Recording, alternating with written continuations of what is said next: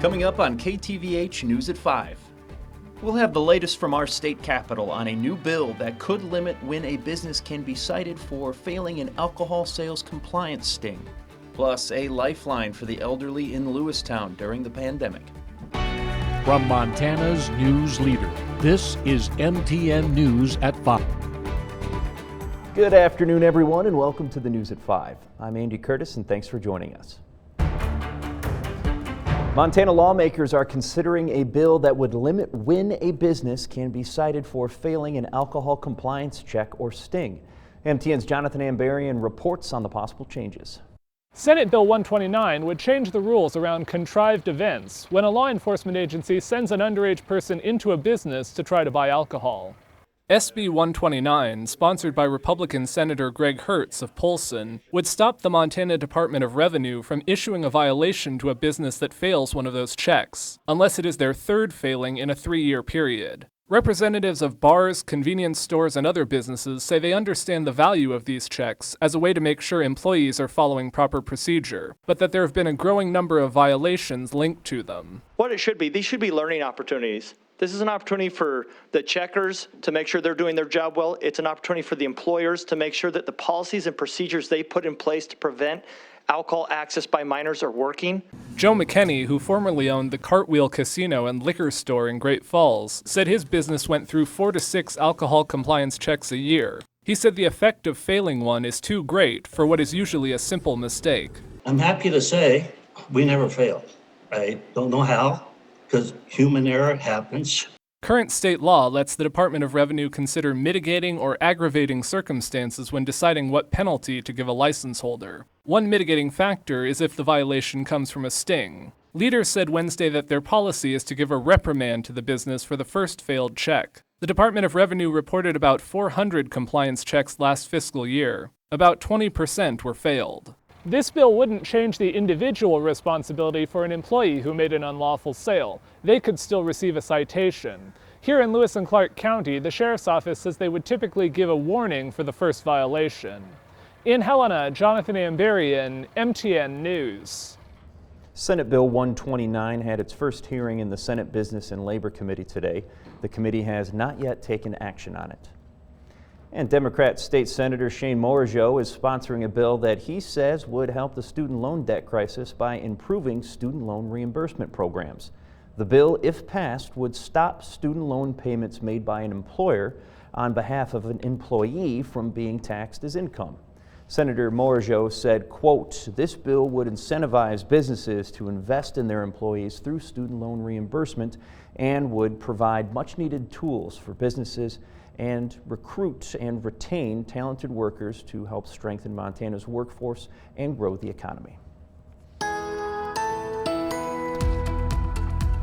All right, now with a look at our weather, Chief Meteorologist Curtis Grebenitz. Well, not a very good look at Monida Pass right here. Visibility reduced because of snow, and clouds in this area is looking at some snow, and not really much else of the state picking up some snow, but nonetheless we've got some snow falling here in the Monida Pass area if anybody is traveling down that way here. But winter weather advisory continues for Monida Pass and Reynolds Pass through the day today and also into tomorrow. There you can see the winter weather advisory, including around Yellowstone. So yes, it does snow in Montana, at least in some places. Forecast headlines, we're getting a little slice of a bigger storm. We'll get another slice of that bigger storm. I'll let you know just how much snow to expect with that. A little warmer weekend, and February is right around the corner. Maybe some colder air as well. We'll see you a little later on the show. Thanks a lot for that, Curtis. And how about some good news from late Tuesday night? Montana Army National Guard members are back from Washington, D.C. About 150 soldiers returned to Montana on 3 C-130s late last night. And Governor Greg Gianforte was there to greet the soldiers as they got off the planes.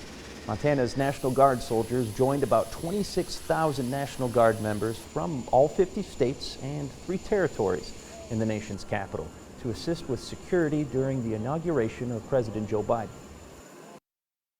It's so important. I mean, these men and women stepped up, they left their families, they went away and sacrificed to make sure we had a peaceful transfer of power. They did their job, and I'm thrilled to be here to welcome them home. Now, the soldiers aren't quite ready to go home just yet. They are at Fort Harrison today for demobilization and to return their equipment.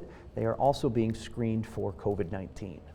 And speaking of COVID-19, active cases of the virus and hospitalizations in Montana continue to decline. As of today, there are about 4,100 active cases. To put that into some perspective, active cases are currently about 1/5 of what they were at their peak in mid-November, and the lowest they've been since early October.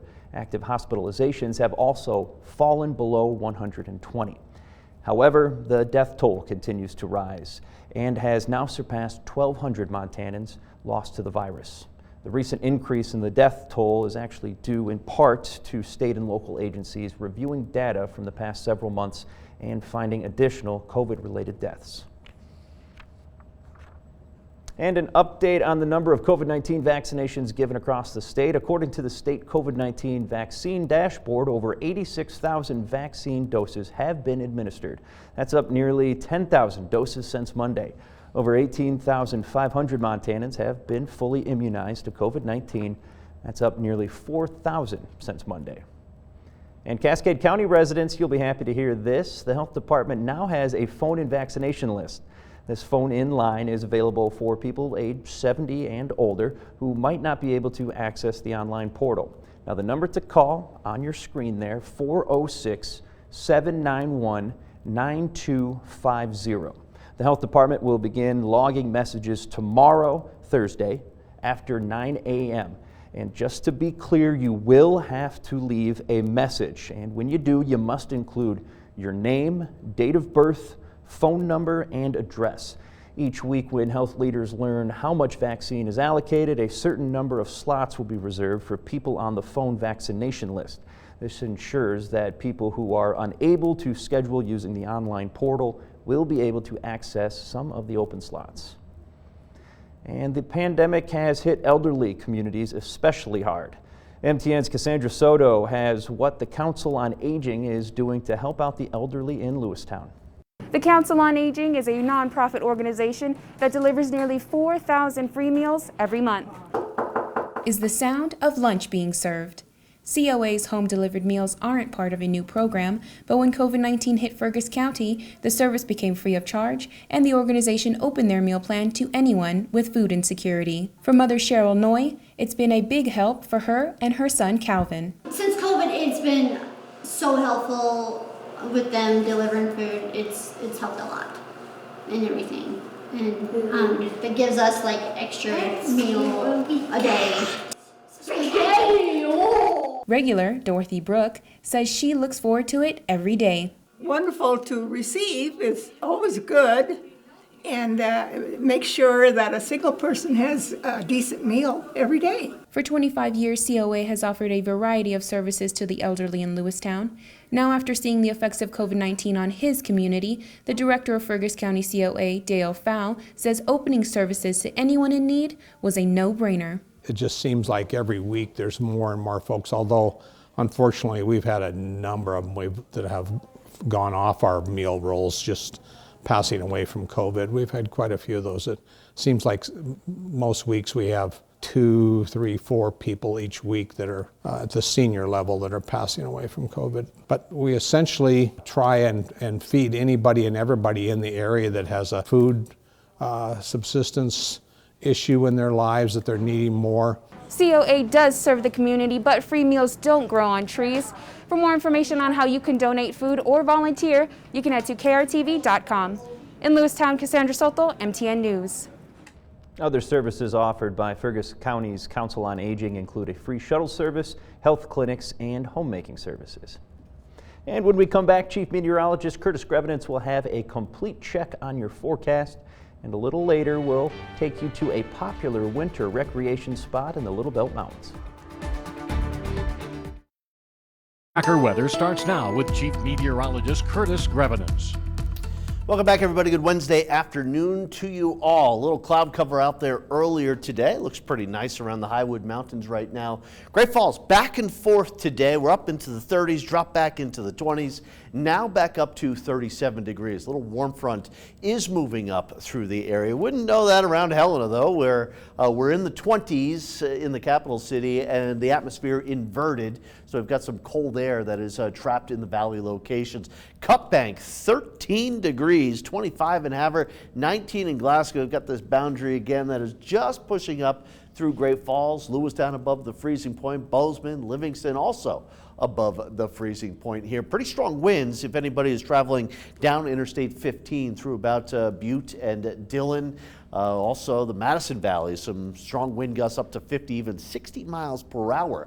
A little snow working its way across the north central part of the state for the Little Belt Mountains, also the high woods. We had a few flakes of snow into the higher terrain. That's about it. More than a few flakes, though, down near Monida Pass and Reynolds Pass, eastern Idaho, looking at a pretty difficult drive if anybody was headed down that way. You can see the winter weather advisories in blue, the winter storm warnings, where we've got the pink there around Island Park, and then also over into the Sawtooth near Stanley, Idaho, and blizzard warnings continue for California for that big storm that is sitting just off the coast. A little piece of that ejected into Montana here today, producing some of that snow, and another little piece of that storm will be ejected into the state for Friday, giving us a chance at some snow. So there's that snow just to the south if anybody's headed that way. Also a little snow maybe into the Lookout Pass area, especially as we get into Friday morning. But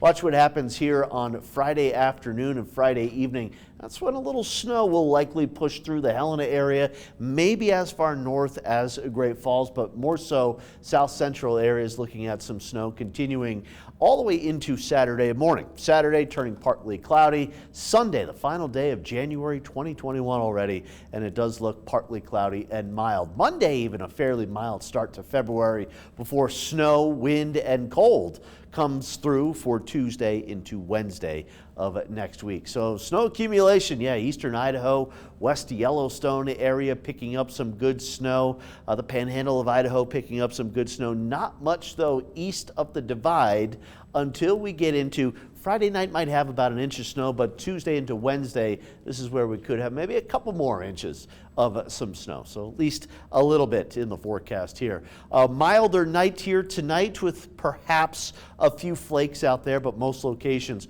will be dry here tonight, and certainly not as cold as it's been. Helena, we've been down in the single digits over the last few nights. And here's the forecast for tomorrow. Look at some of this warmth up into the 30s to about 40 degrees here. And this coming after a solid couple of weeks of closer to average temperatures, and we should be in the upper 30s to around 40 degrees near Helena. Some clouds in the morning, a little more sunshine by the afternoon.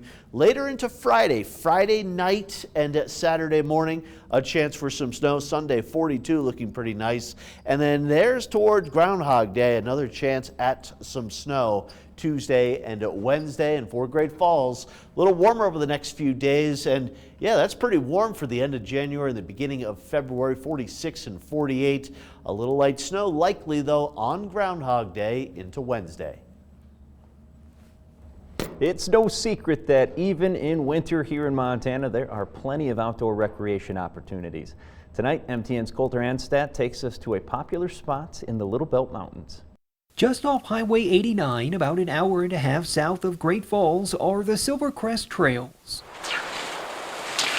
While they may not get the publicity of the ski slope a few minutes up the road, the Silvercrest Trails are solid gold for anyone interested in getting outside. We have really good snow at Silvercrest. Silvercrest Trails Association board member Drew Marsh put that claim to the test on his skis Wednesday morning. It's groomed really well, about twice a week, and we have about 12 miles of skate and classic track ski trail for cross-country skiing. Skiing is not the only activity the trails offer. Snowshoeing, snowmobiling, dog sledding. Husband and wife Jerry and Chuck Jennings have been board members since the association was created about 10 years ago. More people probably snowshoe than cross-country ski, but it's, I think, fairly even, and we try to keep numbers of people. We have a register where they're supposed to sign in, and this is to help us secure federal grants. They say there's no reason not to come enjoy the trails, especially since they're free. We're not far from the parking lot, no matter where you are. They have, toilets here and so forth. And so it's an area that I think people feel safe in and also find others doing the same activity and make friends and so forth. It's a pretty friendly area. In Cascade County, Colter Anstad, MTN News. While there is no cost to use the trail, donations are appreciated. To find out how you can donate or how you can help maintain the trails, click on the link in this story up on our website. And coming up next on the news at 5, it's a first here in Montana, girls wrestling. I'll tell you more about that coming up next. From Montana's news leader, you're watching MTN News at 5. Well, the upcoming matchups between the Bobcats and Grizzlies men's basketball teams have been canceled due to COVID-19. The two teams were set to square off tomorrow at 7 p.m. in Missoula and then again on Saturday at 2 o'clock in the afternoon in Bozeman. Right now, officials confirm that they are trying to reschedule the matchups, but nothing concrete is in place just yet because of the limited open dates remaining on both teams' schedules. The games are the third and fourth of the season to be canceled for the Bobcats and the Montana men. This will be their first game canceled so far this season. And this season also marked the first time that girls wrestling has been recognized as an MHSA sanctioned sport in Montana. Tom Wiley caught up with one familiar name that helped make it all possible. Chinook's Rebecca Stroh has made a lot of history over the course of her wrestling career. As a freshman, she won the first all-female match at the state tournament, and that same year became just the third female ever to place at state. But after making history, Stroh is now happy to witness history. Now a senior, she took part in Central Montana's first ever girls wrestling mixer in Cascade. Back then I didn't think it would be possible, but it's really great to see it all happening now. This is first all-girls mixer that I've ever been to, and I'm excited. Stroh's example has helped pave the way for future girl wrestlers, including her teammate, freshman Riley Hofeld.